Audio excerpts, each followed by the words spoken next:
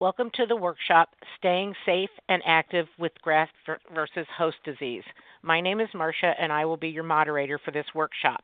Before we begin, I'd like to thank Sanofi, whose support helped make this workshop possible. It is my pleasure to introduce today's speaker, Mr. Adam Matichak. Adam Matichak is a board-certified clinical specialist in oncology physical therapy who has spent nearly a decade on staff at Stanford Medical Center in Palo Alto, California. His work focuses on patients who have undergone a stem cell or bone marrow transplant, particularly those who have been diagnosed with graft-versus-host-disease. Please join me in welcoming Adam Matichak.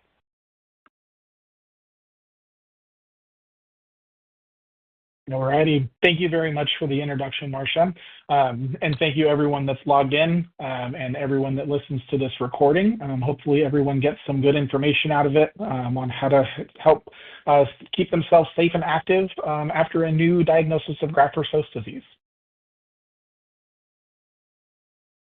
I just wanted to start with the fact that I have no financial disclosures relevant to the material that's in this presentation.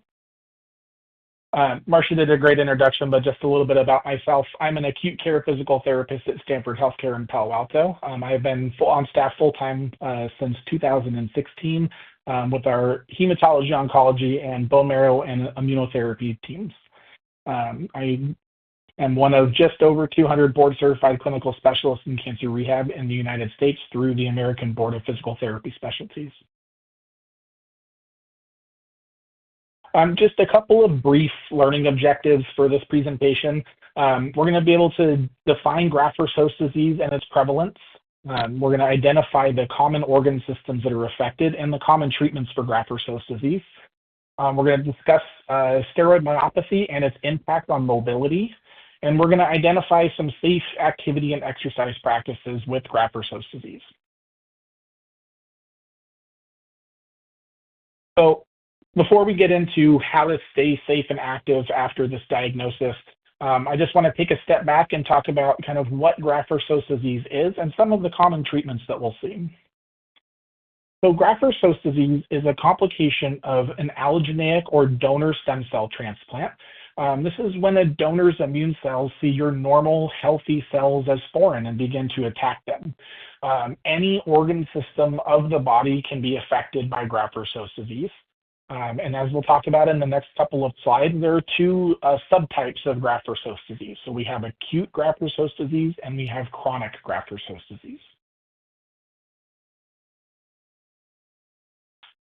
Acute GVHD usually occurs during the first 3 months or within the first 100 days of an allogeneic stem cell transplant. It typically affects the skin, the liver, or the GI tract. Unfortunately, this, depending on the research that you look at, the acute graft-versus-host-disease can occur in anywhere between 30 and 50% of allogeneic transplant patients. Most commonly, we're going to see on the acute care side, this affecting the skin and the GI tract.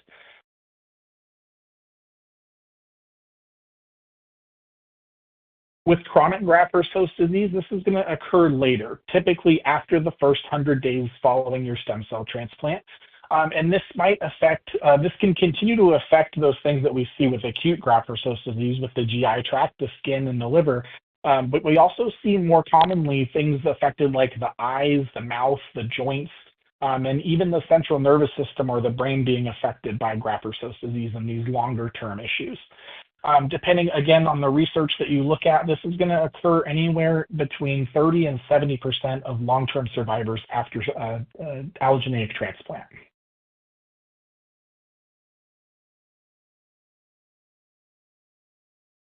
So some common sites of graft-versus-host-disease, like we had mentioned before, we're typically going to see this acutely in the GI tract and the skin. We see that with the skin, 75 to 85% of GVH cases are patients that have graft-versus-host-disease are going to be affected. The GI tract, we're going to see kind of that 50 to 60% range. And the other thing that we need to be aware of is that graft-versus-host-disease can affect multiple systems within the same patient, which makes it really hard to treat. and makes the side effects of those treatments a little bit more challenging to deal with. So let's get into some of those treatments that we see for GVH patients. So the first line of treatment that patients are normally going to get is a round of corticosteroids.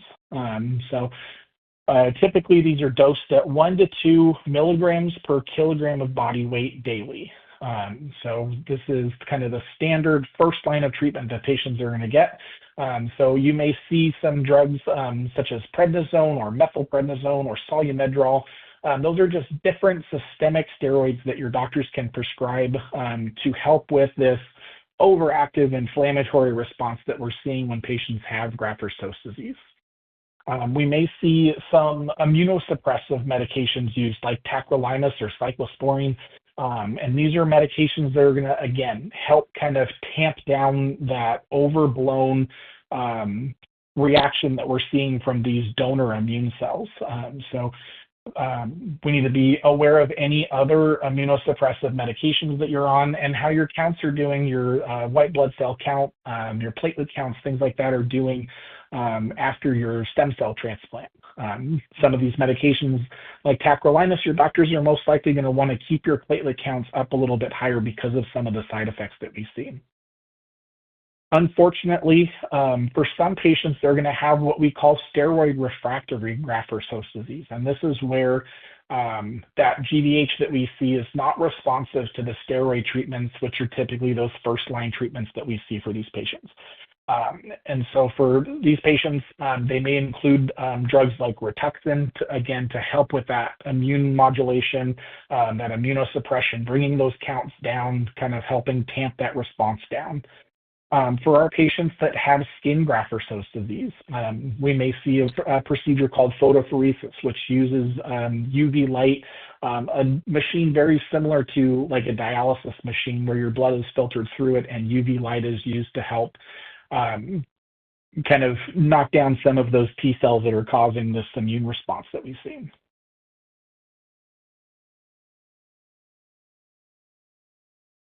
So we're going to talk a fair bit about steroids here, number one, because it is going to be that first line of treatment. But when it comes to exercise and activity, we really need to be aware of some of the things that steroids can cause in our body and how those things are going to affect our ability to get up and get around safely. So corticosteroids, they play a really important role in managing graft-versus-host-disease. They help to suppress the immune system. So again, this kind of overblown immune response is what's causing those donor cells to now attack our own healthy tissues, causing us these problems. These corticosteroids are systemic, so they're going to help reduce inflammation throughout the body, and it's really going to help with symptom management for our skin GVH patients. It's going to help with kind of the skin fragility and rashes that we see. With our GI graft-versus-host-disease patients, we're going to see those steroids are helping slow down kind of that volume and frequency of diarrhea that we see. So it's really going to have, the steroids play a really important role in managing symptoms to help improve quality of life of patients that are dealing with these side effects. Corticosteroids are also going to play a critical role in preventing the progression and the severity of graft-versus-host-disease and other complications that we can see from that. Again, we're hoping to kind of blunt that immune response that we're seeing, kind of that overactivation of the immune system. And so by using those corticosteroids, we're hoping to prevent this progression to, hopefully we catch these things early and we can prevent that severity of GVH getting to that stage 3, stage 4 that we don't like to see and gets really hard to treat. It kind of creates a lot of really difficult things for patients to deal with.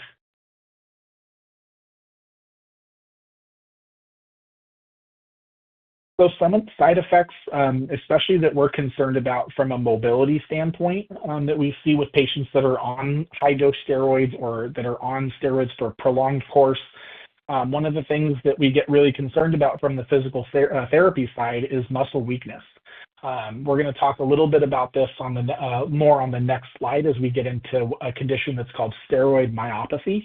but this can cause weakness and atrophy in a lot of our large muscle groups. So we think about our quads and our glutes, our shoulders, our chest, these large muscle groups that we use a lot for day-to-day activities, for being able to get up and get around safely. We can see skin changes with patients that are on high-dose steroids. We can see thinning of the skin, which can make the skin very fragile. We can also see patients that bruise a lot more easily. So we want to be cautious about things like falls or, kind of bumping into things around the house and causing bleeding and bruising under the skin, especially when that skin is really fragile. Unfortunately, corticosteroids can also cause weight gain. They can cause the appetite to increase, and patients put on weight fairly quickly when they're on steroids, not only from the increase in appetite, but these steroids are also going to cause patients to hold on to a lot of water weight. So we have kind of this really, difficult combination of things to manage, where now we have muscle weakness in these large muscle groups that we use to control our legs, but at the same time, those limbs are getting heavier because this patient's holding on to more water weight. So it's just a combination for mobility, and being able to do things safely starts to become a concern. A couple other things that we like to talk about from the rehab side of things. Just bone health. Patients that are on long-term courses of corticosteroids are going to be at higher risk for developing osteoporosis. So, kind of that demineralization of the bone, putting them at increased risk for having fractures. So again, we talk about safe activity. That one of those things that we really want to touch on is fall prevention. We want to make sure that we're keeping patients safe. Corticosteroids can also cause steroid-induced hyperglycemia, so that really high blood sugar change. So you want to be cautious of, kind of your diet while you're on high-dose steroids, making sure that those things are being managed by the medical team, and then being aware of some of those side effects of hyperglycemia. Some confusion, things like that can make getting up and getting around safely more challenging. And then, like we've talked about already, we use these steroids as an immunosuppressive medication. So that's going to put patients at higher risk for getting infections. So, of course, anytime that our patients are outside of the hospital, we want them to stay active. We want them to get up and get around safely. We want them to, continue to enjoy doing the things that they enjoy doing, but just being cautious that being on these high-dose steroids can make you a higher risk for getting an infection. So we want to be cautious of being out in crowded areas, being around different environmental factors, really windy days. Out here in California, we have these really high pollen counts right now. So all of those things blowing around in the air, we don't want anything getting into your lungs and into your respiratory system that can cause you other medical complications.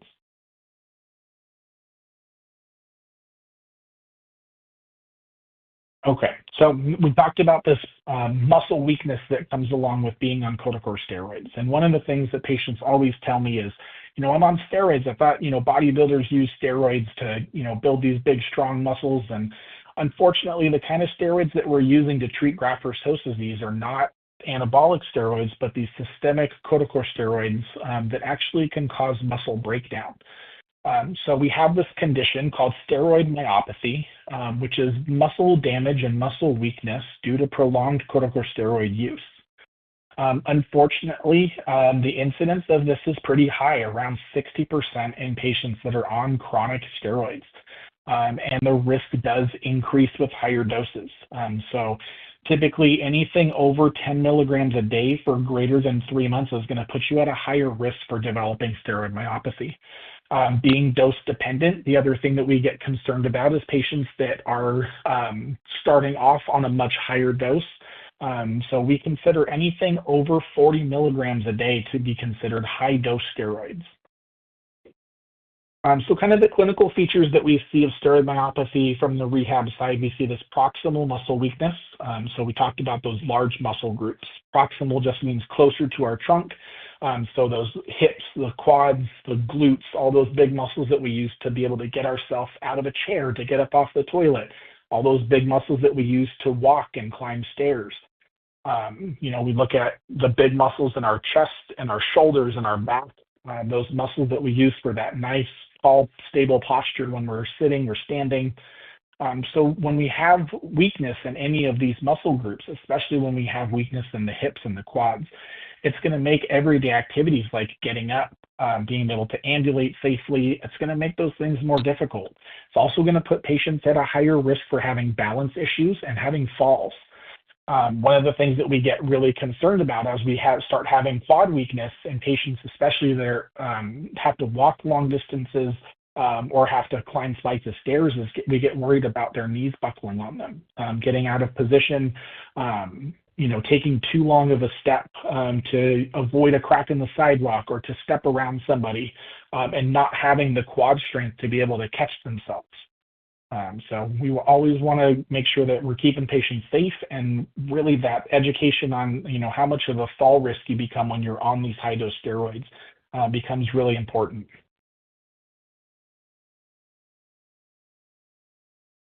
We do have some exercise considerations that we need to look at before we get into kind of what you should be doing for exercise after a graft-versus-host-disease diagnosis.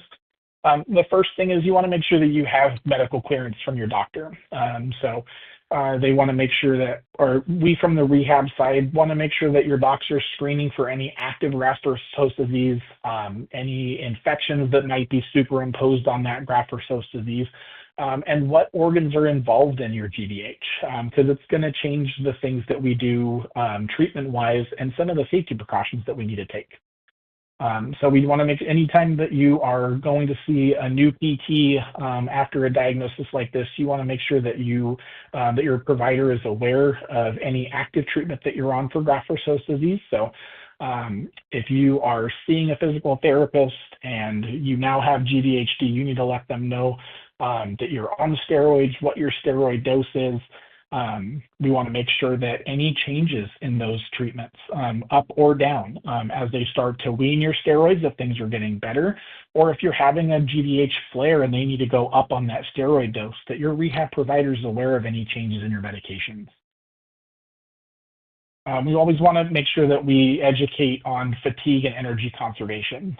We need to make sure that we are adjusting the intensity of therapy based on the symptoms that you're having as a patient. So we know that GVHD and being on high-dose steroids can cause patients to fatigue a little bit more quickly, and it can make recovering between exercises or bouts of exercise a little bit more challenging. So we want to make sure that we're adjusting intensity based on where you're at in your treatment cycle. One of the things that you can do to conserve energy is make a daily schedule. So making sure that you're planning out your day, building rest breaks into your day, that your activity is spaced out. Especially when I have acute GVH patients in the hospital that are on this new, really high steroid dose to kind of get things under control.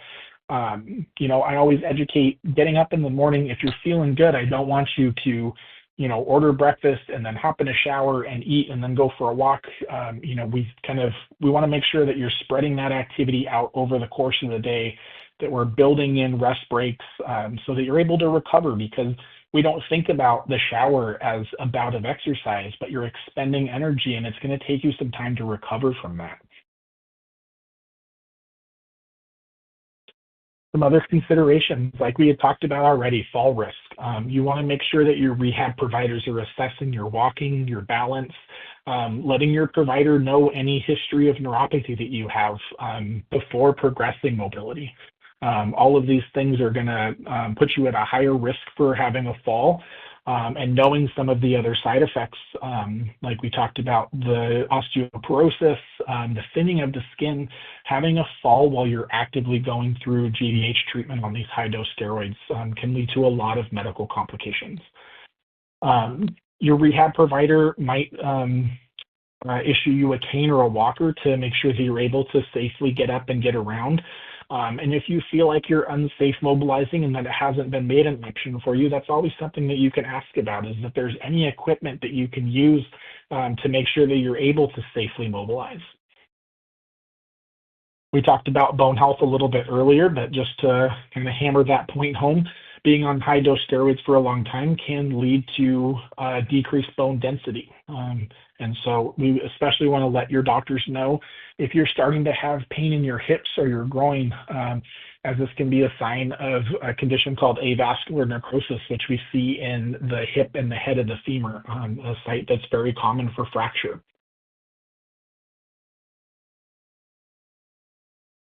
So some exercise precautions for patients with different kinds of graft-versus-host-disease. So with patients that have gastrointestinal or GI graft-versus-host-disease, this is the stomach, the intestines.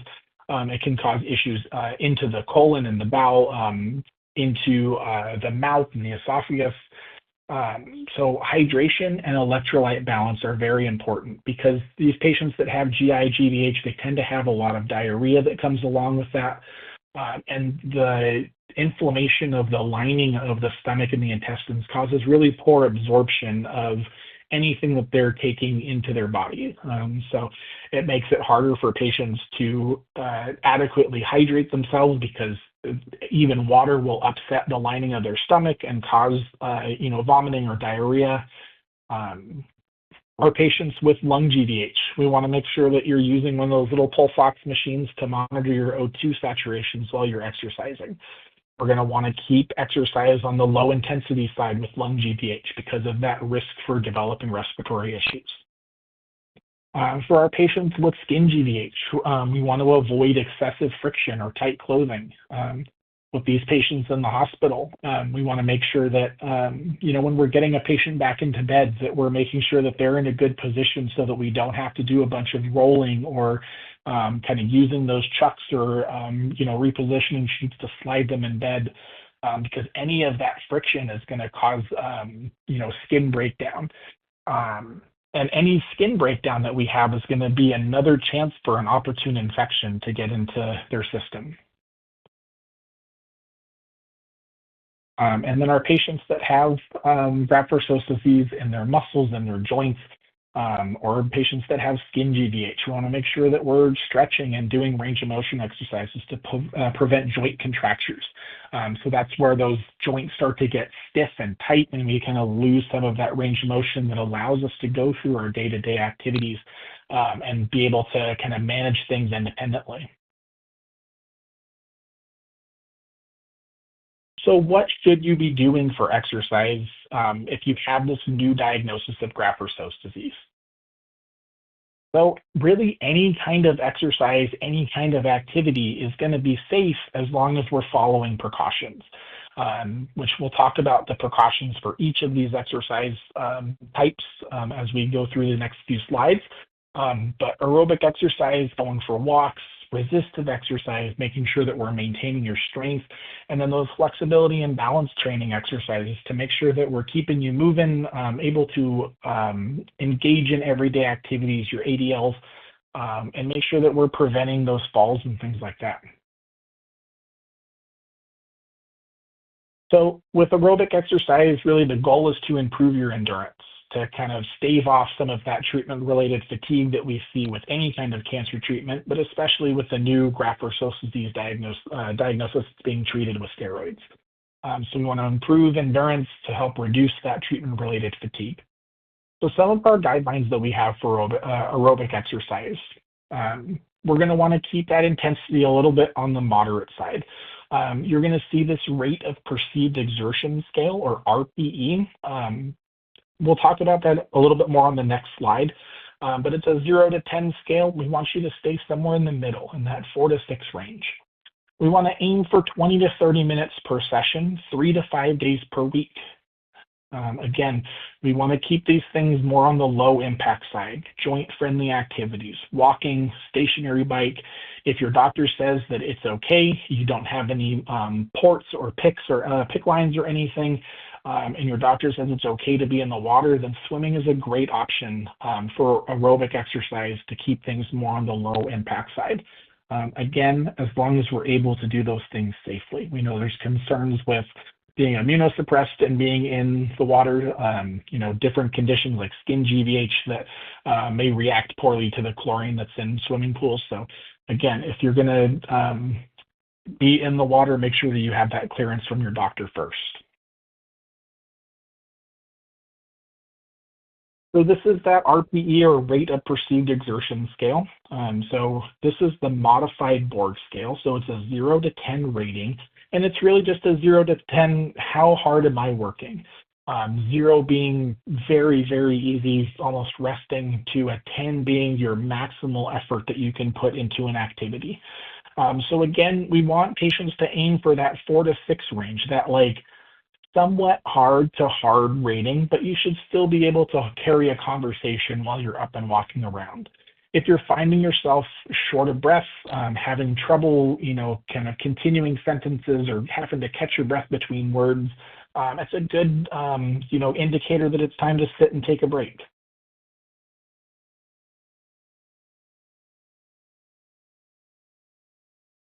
With resistive exercise, the big goal is to help counteract kind of that steroid-induced muscle atrophy. We want to make sure that we're keeping those large muscles strong.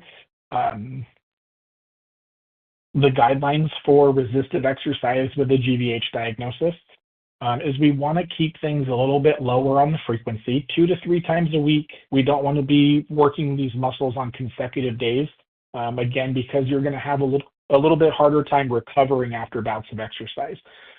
So we talked about, weakness in those glutes and those quads. If those muscles are feeling weak from your exercises and then you try to go for a walk or try to climb up the stairs, again, that's going to put you at risk for that knee buckling, having a fall. Those are things we want to avoid. Again, intensity-wise, we want to keep this on that low to moderate resistance level.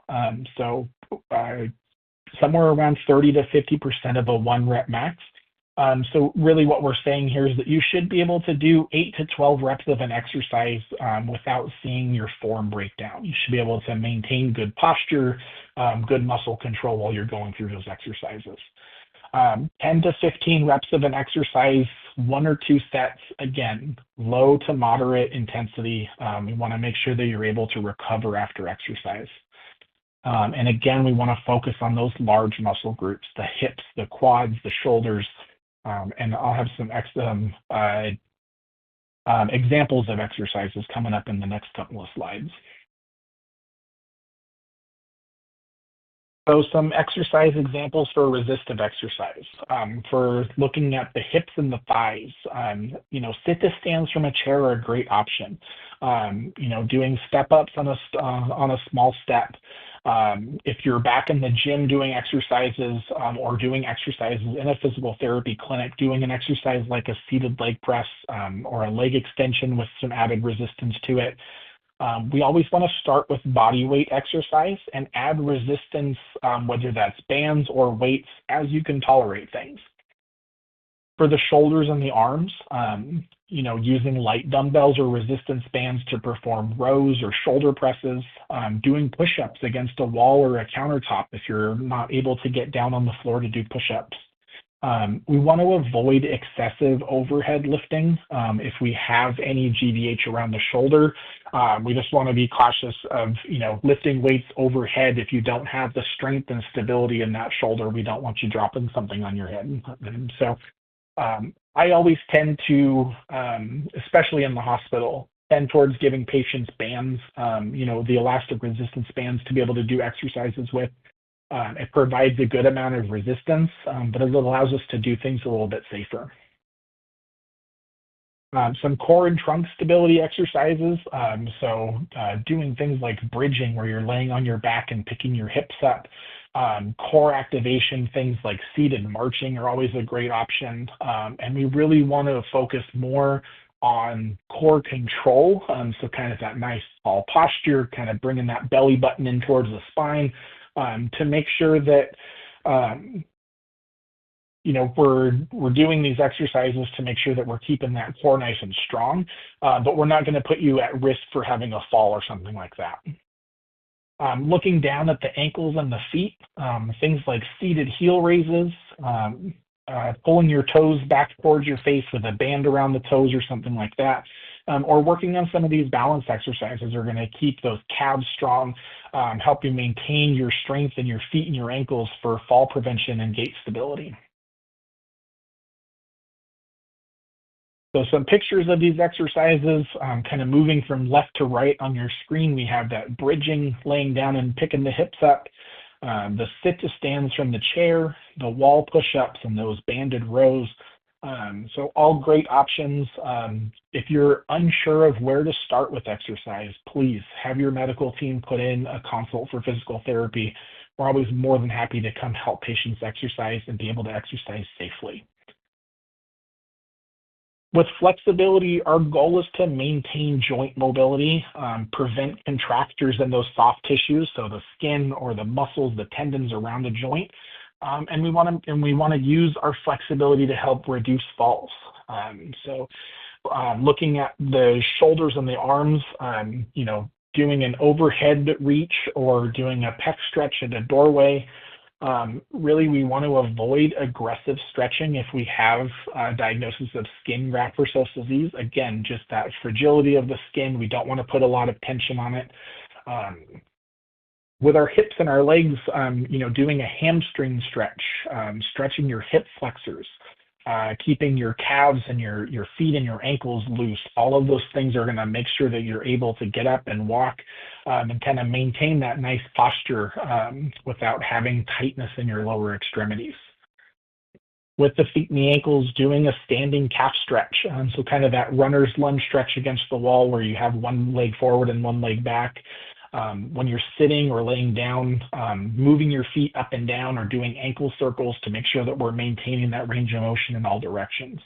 Again, keeping those feet and ankles nice and loose is going to help, make sure that we're able to balance and get up and walk around, kind of normal gait mechanics, so that we're not having that risk for falls. So just some examples here. That first one, sitting in the chair, one leg out, leaning forward, stretching those hamstrings. The second, the one in the middle there, just holding onto that door jamb and turning away, stretching that shoulder and pec. And then we have that last one there, that runner's lunge stretch. So 1 foot forward, 1 foot back, trying to get that back heel to the ground to stretch those calves out.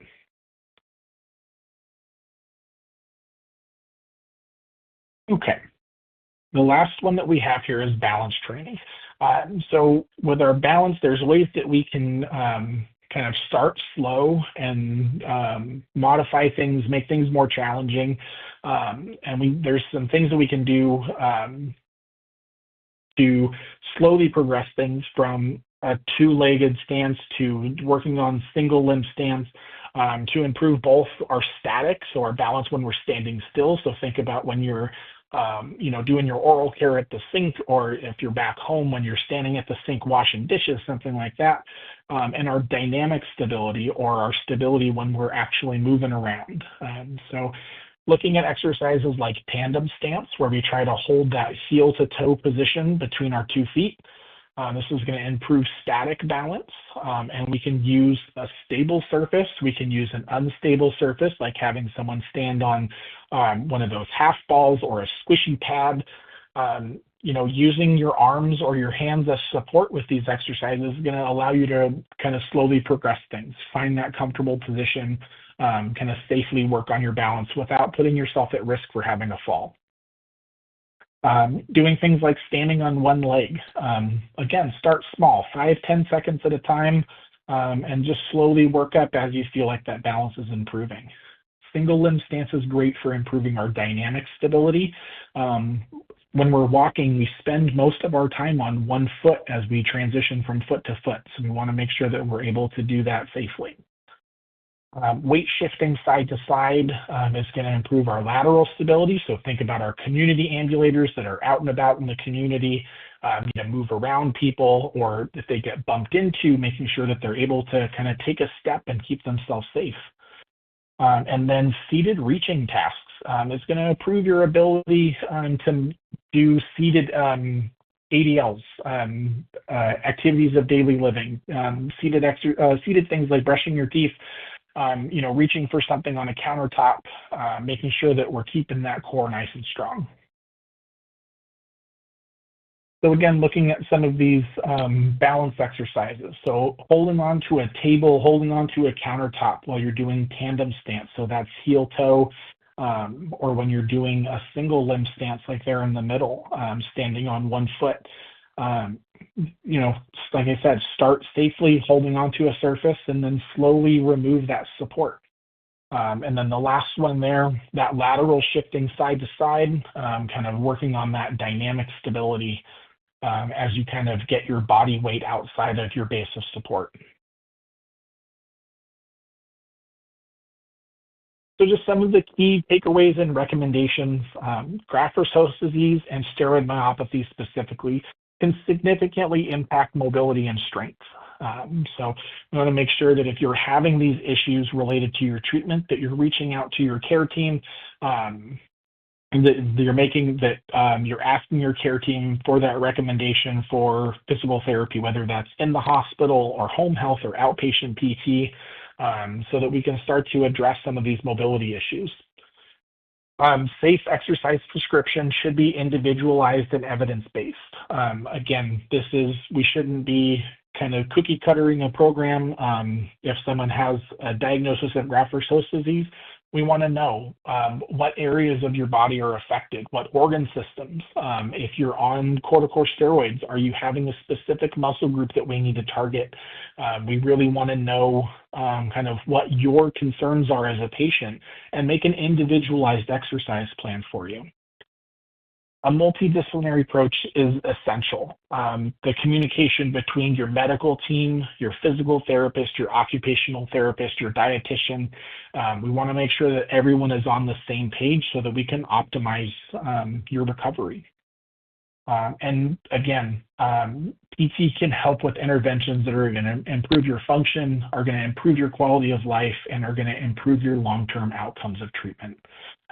So if at any time after a diagnosis of graft-versus-host-disease like this, you have questions, you have concerns about your strength, your mobility, your ability to engage in everyday activities or recreational activities that you enjoy, please have your team put in the referral for physical therapy. We are always more than willing to help patients kind of regain that sense of control of their life. Alrighty, these are the references that I pulled statistics from. And thank you very much. And I think we've got plenty of time to answer some questions. Thank you for this excellent presentation. We will now begin the question and answer session. If you have a question for Mr. Matichak, please use the chat box on the left side of the screen to submit your question. We will answer as many questions as possible. The first question is, does exercise before, during, and after treatment reduce the risk of developing GVHD or the severity of GVHD?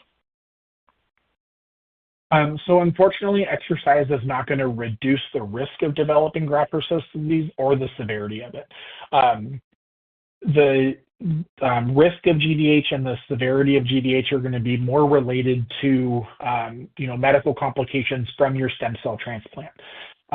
The really important part of physical therapy and exercise and activity after a graft-versus-host-disease diagnosis is to make sure that we keep you strong, we keep you mobile, and most importantly, that we keep you safe when you're up and moving around.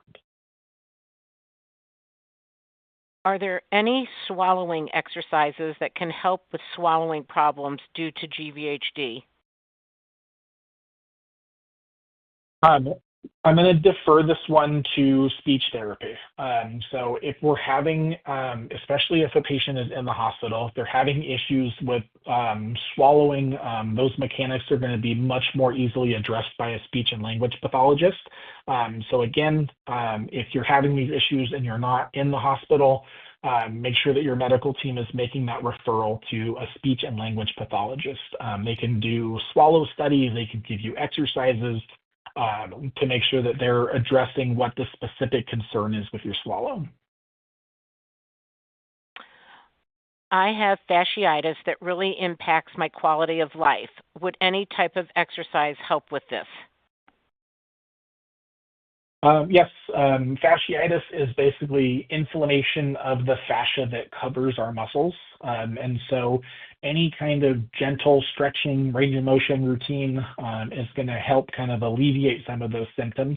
One of the things that we get concerned about is when we have patients that have fasciitis, whether that is in the connective tissue around the muscle or whether that starts to get into the layers of skin, is those joint contractures. So we want to make sure that patients are, stretching daily, that they're staying loose, especially if they have a specific area of their body that is being affected by that fasciitis or that skin tightness from graft-versus-host-disease of the skin.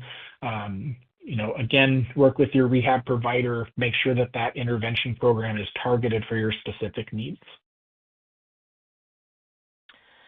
What about people who have GVHD manifesting as chronic fatigue? What is the goal in exercise? I am not on any GVHD meds and have none of the GVHD specified in this presentation other than chronic fatigue and muscle spasms and cramps. Yeah, I think, kind of dealing with chronic fatigue as a cancer patient is probably one of the hardest things that you deal with as a patient on a day-to-day basis. One of the interventions that we use to kind of manage that fatigue is that low intensity exercise. It might be worth working with either a physical therapist or an exercise physiologist to look at heart rate variability during training so that you're able to kind of better manage your symptoms.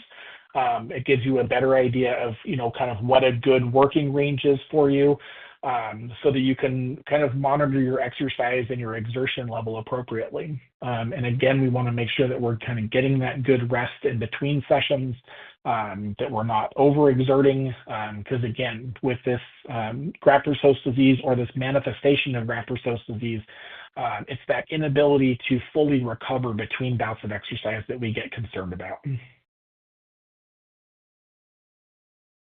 Can AVN be seen in the shoulder joint? What is the testing to diagnose AVN? Yes, so we can see avascular necrosis in the hips or the shoulders. Those are the two most common places that we see it. It's kind of those wide range of motion ball and socket joints. And so really the testing for avascular necrosis is an X-ray. You can see kind of the bone loss and the demineralization through an X-ray. What exercises do you recommend for leg muscle tightness? No GVHD meds and no GVHD mentioned in this presentation, but my calf muscles get tighter and tighter every year, 8 years post bone marrow transplant. The stretching, one of the issues that we tend to see with, patients that don't have kind of that guidance from a physical therapist or an exercise physiologist is they kind of focus on the one area that they're having an issue. So, like if you're having a lot of calf tightness, you can stretch and stretch and stretch, but if we're not addressing that whole chain, so a muscle joint or a joint or a muscle can also be affected by dysfunction at a muscle or a joint above or below it. So if you're doing your calf stretching daily, but we're still having a lot of calf tightness, we also might need to look at the range of motion you have around your ankle, looking at any loss of range of motion or stiffness in the hamstrings or the glutes or the low back. So making sure that we're kind of addressing the whole body, even though it's only manifesting as kind of this tightness in a single muscle group. Is there any overall lifestyle that can lessen the possibility of experiencing GVHD? How much is brought on by ourselves without us knowing it? No, there's no lifestyle modification that you can make to lessen the chances of developing graft-versus-host-disease. Like I had mentioned, it has more to do with your transplant type. So the higher your HLA match is with your donor, the less likely you are to develop graft-versus-host-disease after transplant. But having a donor type like an umbilical cord transplant or a haplo transplant where we're only seeing that 50% match because we're having a hard time finding a suitable donor for a patient is going to put patients at higher risk for developing graft-versus-host-disease. So it has more to do with the medical side of things than it does with lifestyle or exercise or diet or anything like that. Okay, the next person is asking about ads that they've seen for deep tissue massage machines, and they said they're pretty expensive, but do they help? My recommendation, anytime that a patient comes to me and says, I've seen this, or another patient has told me that this modality works for them. So whether it is a massage machine, electrical stimulation, hot pack, cold pack, any modality that we add onto the treatment that we're doing as a rehab team, it is going to be very patient specific. There's no, like I said, there's kind of no one size fits all when we're treating these things. It's something that we have to, almost figure out through trial and error. So I always opt on not recommending things that are, of huge out-of-pocket expense for patients, because I feel like the likelihood of it working is usually pretty low. Kind of the risk reward, usually doesn't match how much of an out-of-pocket expense that is for a patient. There's a lot that we can do through, self-soft tissue mobilization. So teaching patients how to massage themselves, teaching caregivers how to do a proper massage so that they can have that support at home. But I am always a little bit hesitant to recommend a piece of equipment, like I said, especially one that comes with a high out-of-pocket price tag for a patient. Okay, the next question asks, they have issues with bending the knee past 90 degrees, putting on shoes and socks, and going up and down stairs. The steroids have helped a lot, but nasty side effects and it took a long time to get off of them. The issues are back, and physical therapy helps some, but they're still restricted with motion and flexibilities, having issues in major joints, their hips, their shoulders, their knees. They think they need massage therapy and possibly chiropractic help to free up the joints. Do you have any thoughts, and is this something that insurance would cover, and should this be done in conjunction with physical therapy? And they'd like to know if there's anywhere they can find knowledgeable people in their area. They're in Connecticut.